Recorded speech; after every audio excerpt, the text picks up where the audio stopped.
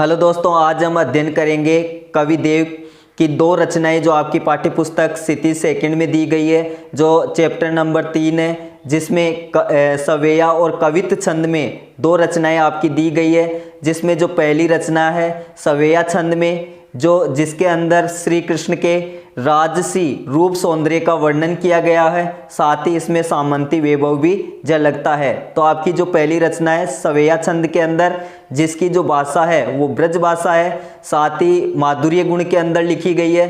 तो हम पढ़ते हैं कि हमारी जो रचना है सवेया छंद में कवि देव के द्वारा रचित ये रचना है, जिसका भाव सौंदर्य कैसा होगा।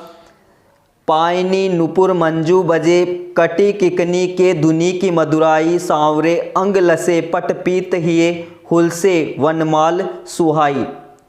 दो लाइनें हैं, इनका जो भावार्थ है पायनी, पायनी का अर्थ होता है पाँव में, नुपुर, नुपुर का अर्थ होता है पाजेब या जो घुंघरू रूपी जो पाजेब होती है, मंजू, मंजू का अर्थ होता है सुंदर, बजे यानी बजना। श्री कृष्ण के रूप सौंदर्य का वर्णन किया गया है। तो श्री कृष्ण का जो रूप सौंदर्य है वो कैसा है, उनके पैरों के अंदर, पैरों में जो सुंदर सुंदर पाजेब है, जो घुंघरू लगी हुई जो पाजेब है वो बड़ी ही सुंदर दिखाई देती है। कटी किकनी, कटी यानी कमर में, किंकनी का अर्थ होता है करदनी या जिसको हम कनकती भी बोलते हैं, और वो भी कैसी है, घुंघरू, जिसमें भी घुंघरू लगी हुई है। के धुनी, उसकी जो धुन निकलती है, जो जब श्री कृष्ण लचक लचक कर चलते हैं तो उनमें जो धुन निकलती है करदनी के बजने से, की मधुराई, वो मन को मोहने वाली है, मधुर ध्वनि उसके अंदर निकलती है। तो श्री कृष्ण ने अपने पैरों के अंदर छोटी छोटी जो पाजेबें पहन रखी है, पाजेब पहन रखी है, और कमर के अंदर जो कनकती है या करदनी है, वो भी घुंघरू की जो करदनी है उससे मधुर ध्वनि निकलती है, मधुर धुन निकलती है, जो मन को मोहने वाली है। सांवरे अंग लसे पट पीत, जो भगवान श्री कृष्ण हैं वो सांवले अंगों के हैं या श्याम वर्ण के हैं। तो श्री कृष्ण के श्याम वर्ण रूपी जो श्री कृष्ण है, उन्होंने अपने शरीर पर लसे यानी सुशोभित है, पट यानी वस्त्र, पीत यानी पीले। तो श्री कृष्ण के श्यामवल जो शरीर है या श्याम वर्ण का जो शरीर है, उसके ऊपर पीले रंग के जो वस्त्र है वो सुशोभित हो रहे हैं। हिये हुलसे, हिये का अर्थ होता है हृदय, हुलसे यानी हुलसायमान है या प्रसन्नचित्त है या सुशोभित है। वनमाल, वन रूपी माला, सुहाई यानी सुशोभित है। तो श्री कृष्ण के गले में या जो हृदय है उसमें वनों की जो माला है, सुंदर सुंदर जो फूलों की जो माला है, जिसे वैजयंती माला भी कहते हैं, बड़ी ही सुशोभित लगती है। उनका जो रूप सौंदर्य है वो बहुत ही आकर्षक दिखाई देता है। माथे किरीट बड़े द्रग चंचल मंद हसी मुखचंद जनहाई। माथे किरीट, श्री कृष्ण ने अपने सिर पर किरीट का अर्थ होता है ताज या मुकुट। श्री कृष्ण ने अपने सिर पर मोर पंख रूपी जो किरीट है, जो ताज है, वो धारण कर रखा है। और बड़े हैं, द्रग का अर्थ होता है नेत्र, और चंचल है, चलायमान है। मंद हसी मुख रूपी चंद्रमा, रूपक अलंकार है, मुख रूपी चंद्रमा, जनहाई यानी चांदनी। तो श्री कृष्ण के माथे पर या मस्तक के ऊपर किरीट धारण कर रखा है, और उनके जो बड़े बड़े जो नेत्र है वो चंचल है, और साथ ही उनकी जो मंद जब श्री कृष्ण हंसते हैं तो किसी भी व्यक्ति का मन मोह लेते हैं। तो मंद रूपी जो हंसी है वो ऐसे लगती है जैसे चांदनी हो। चांदनी रूपी जो मुख रूपी चंद्रमा पर जो हंसी है वो बहुत ही सुंदर सुशोभित दिखाई देती है या बहुत ही अच्छी लगती है। जे जग मंदिर दीपक सुंदर श्री व्रज दुल्हे देव सहाई। जैसे जग मंदिर, जग रूपी मंदिर या संपूर्ण विश्व रूपी जो मंदिर है, दीपक सुंदर, यानी जो दीपक होता है मंदिर में, जब दीपक जलाया जाता है तो मंदिर का जो आवरण है वो बहुत ही सुंदर दिखाई देता है या आलोकित हो जाता है। तो जे जग मंदिर दीपक सुंदर, तो जो भगवान श्री कृष्ण है इस संपूर्ण संसार के दीपक के समान है, या श्री कृष्ण के होने से ये जो सारा संसार है वो दीपक की तरह आलोकित हो जाता है, या चारों तरफ उजाला ही उजाला हो जाता है। या यहाँ पर ये बताया गया है कि जो ब्रज प्रदेश है वो श्री कृष्ण के होने से उसके अंदर प्रसन्नता रहती है, उसके अंदर अंधकार जो अंधकार है वो दूर हट जाता है या उजाला हो जाता है।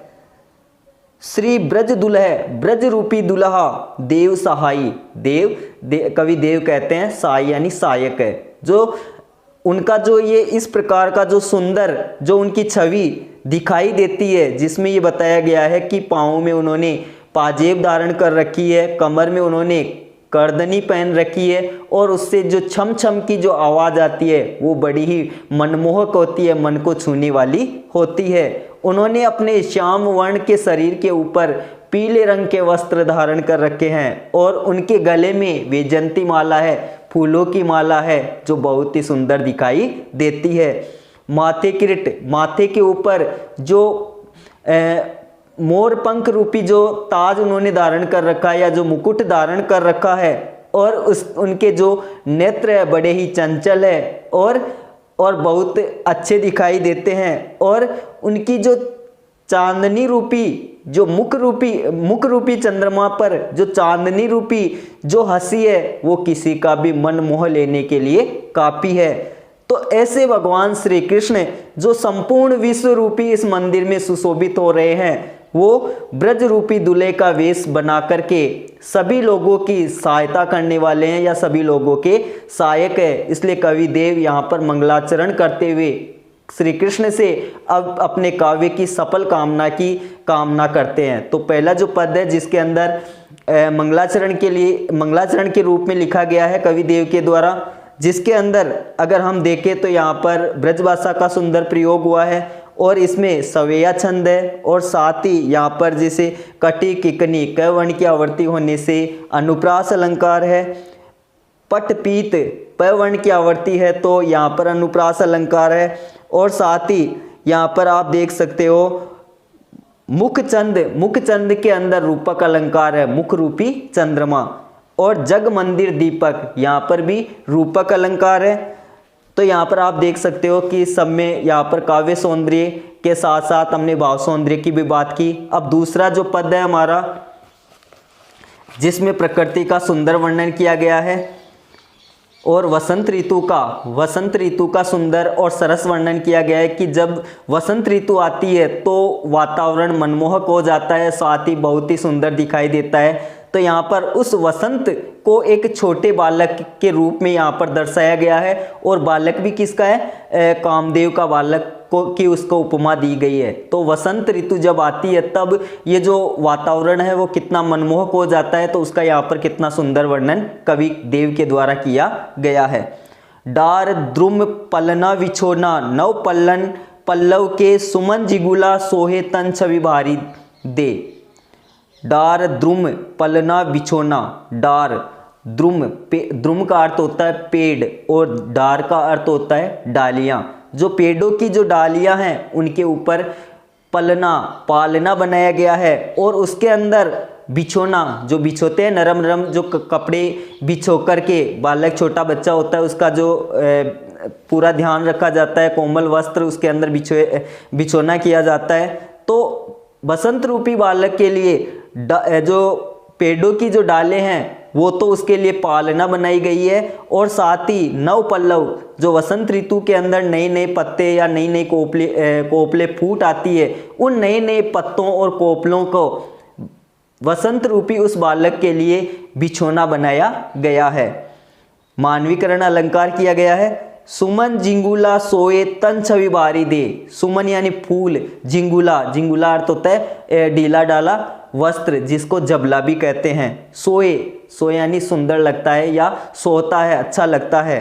तन यानी शरीर को, छवि यानी सुंदर छवि, भारी दे दुगुना कर देती है शोभा को, छवि यानी शोभा, दुगुना यानी भारी यानी दुगुना कर देती है।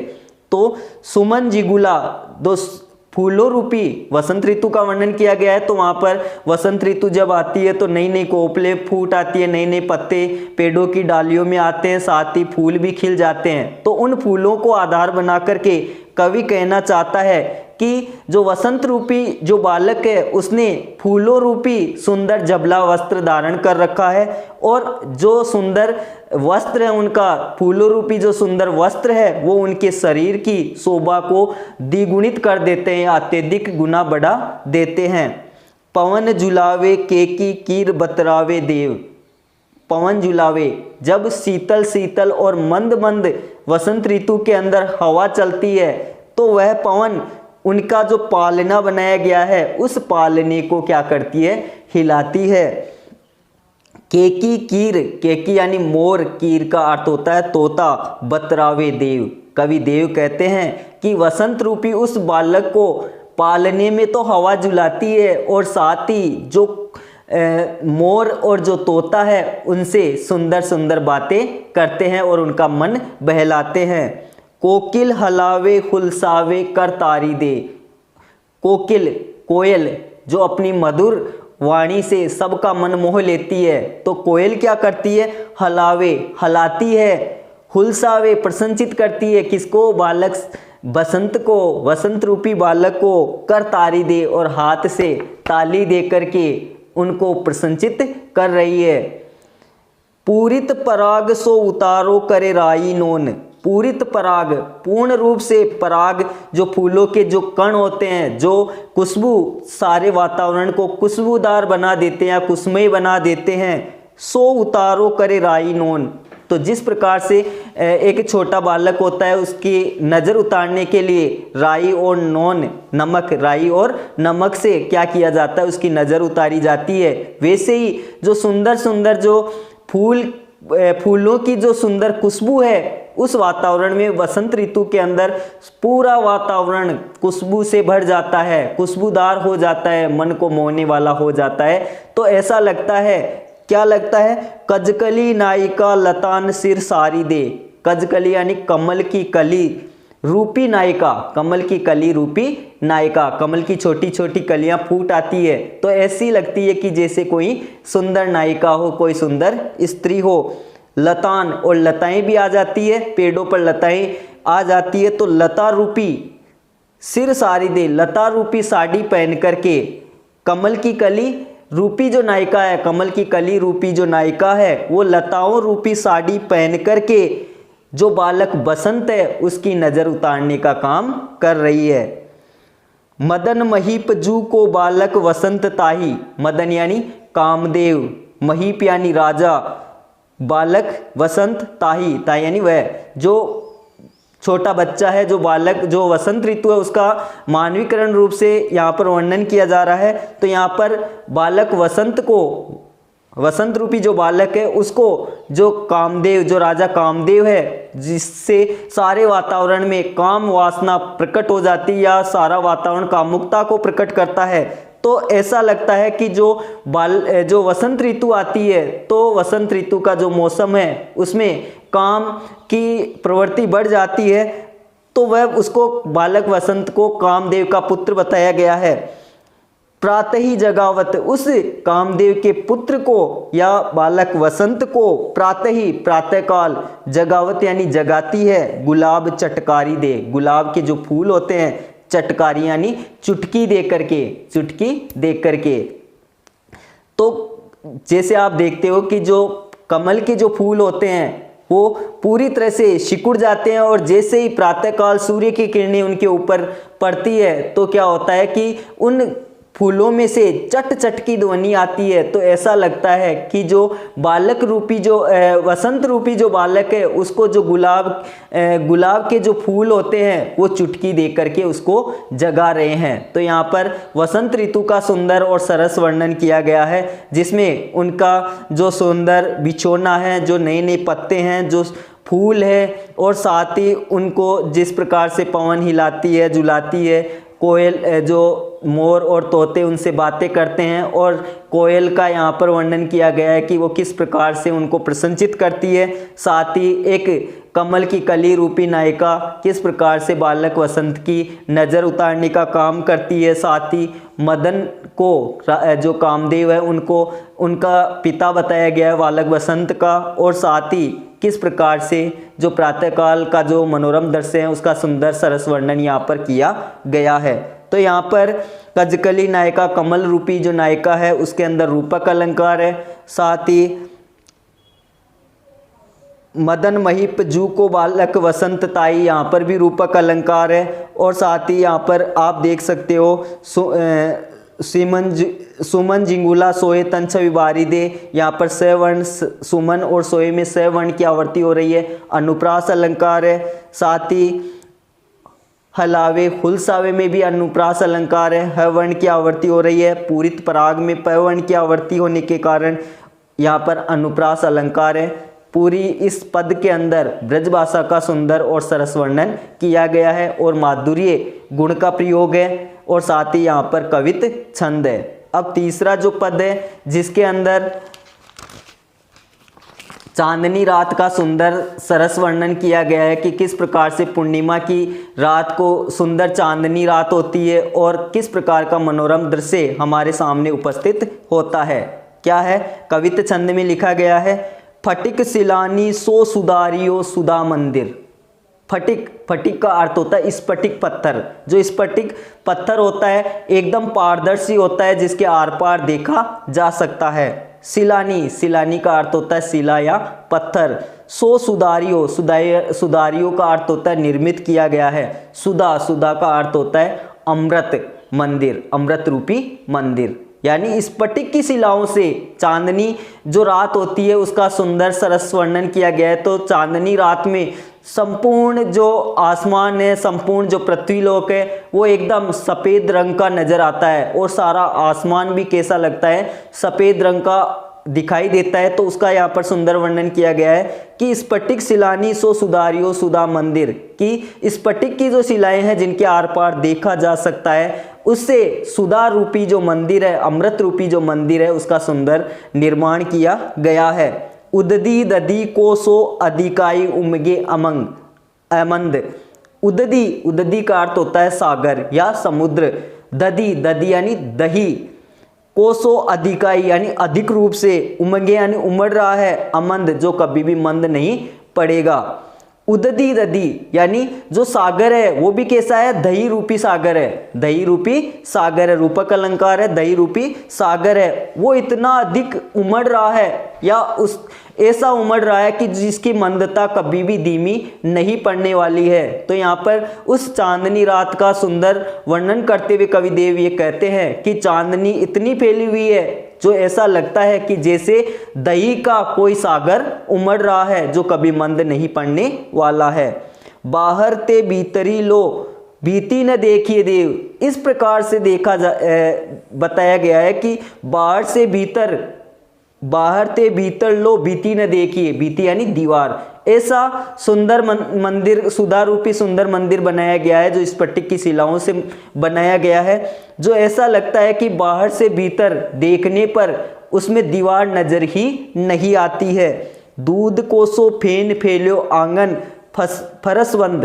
दूध कोसो फेन फैल्यो आंगन फरसवंद। दूध कोसो फेन फैल्यो, फेन का अर्थ होता है झाग, फैल्यो यानी फैल गया। आंगन, जो आंगन है उस मंदिर का, जो सुधा रूपी जो मंदिर है, चांदनी रात का जो मंदिर है, उस चांदनी रात की शोभा का यह वर्णन किया गया है। फरसबंद यानी पूरी तरह से एकदम जुड़ा हुआ है, यानी पूरा जो आंगन है वो ऐसा लगता है कि जैसे दूध रूपी जो झाग है या दूध का जो झाग है वो चारों तरफ उमड़ रहा है। तारासी तरुणी तामे ठाडी झिलमिल होती। तारासी, तारे जो आसमान में टमटमाते रहते हैं। तरुणी, तरुणी का अर्थ होता है जवान स्त्री। तामे थाम रखा है, ठाडी यानी ठाडी एक जगह स्थिर खड़ी है, झिलमिल झिलमिला रही है, होती हो रही है। तो यहाँ पर एक सुंदर युवती का वर्णन किया गया है। ऐसा वर्णन किया गया है कि जो तारे हैं या उस तारों का यहाँ पर जो चांदनी रात में जो तारे हैं वो जिस प्रकार से झिलमिलाते हुए टमटमाते हुए नजर आते हैं या हिलते हुए नजर आते हैं, तो ऐसा लगता है कि कोई एक सुंदर स्त्री है, वो ताराओं रूपी ओढ़नी ओढ़ करके झिलमिला रही है। मोतिन की ज्योति मिलो मल्लिका को मकरंद, यानी श्वेत, हर जगह श्वेत या चांदनी का यहाँ पर सुंदर वर्णन किया गया है। मोतिन की ज्योति, मोतियों की जो ज्योति है, मिलो, मिल रही है, मोतियों की उस ज्योति से मिल रही है। मल्लिका एक सुंदर सफेद रंग का पुष्प होता है या फूल होता है। मकरंद का अर्थ होता है रस। तो उस मकरंद को, उस सफेद रंग का जो फूल है, उसको रस मिल रहा है और साथ ही संपूर्ण आसमान में मोतियों की ज्योति, मोतियों की जो लड़ी है वो बंद सी गई है। आरसी से अंबर में आबासी उजारी लगे। आरसी से, आरसी का अर्थ होता है जो शीशा होता है, या जिसको हम कह सकते हैं जो आरसी होती है, जो शीशा होता है जो एकदम पारदर्शी होता है। अंबर आसमान, आसमान उस आरसी के समान दिखाई देता है जिसकी आबा उजारी लगे। उजारी यानी स्वच्छ और साथ ही सफेद रंग की दिखाई देती है, यानी जो आसमान है वो कांच के समान दिखाई देता है और जिसकी आभा, उसकी शोभा एकदम उजली रंग की दिखाई देती है। यहाँ पर उपमा अलंकार का वर्णन किया गया है। प्यारी राधिका को प्रतिबिंब सो लगत चंद, प्यारी राधिका को प्रतिबिंब, जो राधिका है वो भी कैसी है, प्यारी राधिका को प्रतिबिंब, उसकी जो आकृति है, उसका जो बिंब बन रहा है, सो लगत चंद, ऐसा लगता है जैसे चंद्रमा है। यानी यहाँ पर चंद्रमा को कम आंका गया है और राधा को अत्यधिक आंका गया है। यहाँ पर राधा की प्रशंसा की गई है। प्यारी राधिका को प्रतिबिंब सो लगत चंद, यानी जो चंद्रमा है वो उस प्यारी राधिका का प्रतिबिंब दिखाई देता है। तो यहाँ पर व्यतिरेक अलंकार है कि चांद की अपनी शोभा होती है, उसके समान कोई दूसरा नहीं है, परंतु यहाँ पर चांद से भी बढ़कर के राधा का सुंदर वर्णन किया गया है, इस कारण से यहाँ पर व्यतिरेक अलंकार है। तो यहाँ पर चांदनी रात का सुंदर सरस वर्णन किया गया है कि किस प्रकार से सुधा मंदिर का निर्माण फैला है, जिसमें दही रूपी सागर उमड़ रहा है और बाहर से भीतर देखने पर उसमें दीवार नजर नहीं आती है और साथ ही जो आंगन है वो भी कैसा दिखाई गया है, वो ऐसा दिखाया गया है कि जैसे दूध का फेन फैला हुआ है, दूध का जो झाग है वो फैला हुआ है। श्वेत रंग की शोभा चारों तरफ दिखाई देती है और ऐसे तारा सी तरुणी तामे ठाडी झिलमिल होती। यहाँ पर उपमा अलंकार के माध्यम से ये बताया गया है कि एक सुंदर स्त्री जिस प्रकार से ताराओं की जो ओढ़नी होती है जिसमें तारे टिमटिम करते रहते हैं, वैसे ही ये जो आसमान है उसके अंदर जो छोटे छोटे जो तारे हैं उस चांदनी रात की शोभा पा करके टमटमाते हुए नजर आते हैं या हिलते हुए नजर आते हैं और मोतियों की ज्योति से ज्योति जो मिल जाती है और साथ ही जो मल्लिका है, जो सफ़ेद रंग का जो पुष्प होता है, उसको रस की प्राप्ति हो जाती है। साथ ही जो अंबर है, जो आसमान है, वो आरसी के समान दिखाई देता है, कांच के समान दिखाई देता है, जिसकी आभा बहुत ही सुंदर दिखाई देती है और ऐसा लगता है कि जो प्यारी राधिका है उसका प्रतिबिंब चांद है। तो यहाँ पर कवित जो कवि देव की जो तीसरी कविता थी उसका जो कवित छंद में लिखा गया था, सुंदर सरस वर्णन किया गया है। भाषा यहाँ पर ब्रज भाषा है, माधुर्य गुण का सुंदर वर्णन किया गया है और साथ ही यहाँ पर आप देख सकते हो सुधारियो सुधा, इसके अंदर अनुप्रास अलंकार है और साथ ही आप बाहर ते भीतरी, यहाँ पर भी अनुप्रास अलंकार है और आप देख सकते हो मिलो मल्लिका को मकरंद मोतिन की ज्योति, यहाँ पर भी अनुप्रास अलंकार है। आबासी उजारी लगे, यहाँ पर उपमा अलंकार है और प्यारी राधिका को प्रतिबिंब सो लगत चंद, यहाँ पर व्यतिरेक अलंकार है और उददी ददी दही रूपी सागर, यहाँ पर रूपक अलंकार का सुंदर वर्णन किया गया है। ये वीडियो आपको सुनकर के कैसा लगा? अगर अच्छा लगा तो वीडियो को लाइक करना, शेयर करना और चैनल पर नए हो तो सब्सक्राइब करना न भूलना। आगे मिलेंगे अगले वीडियो को लेकर के। Thank you.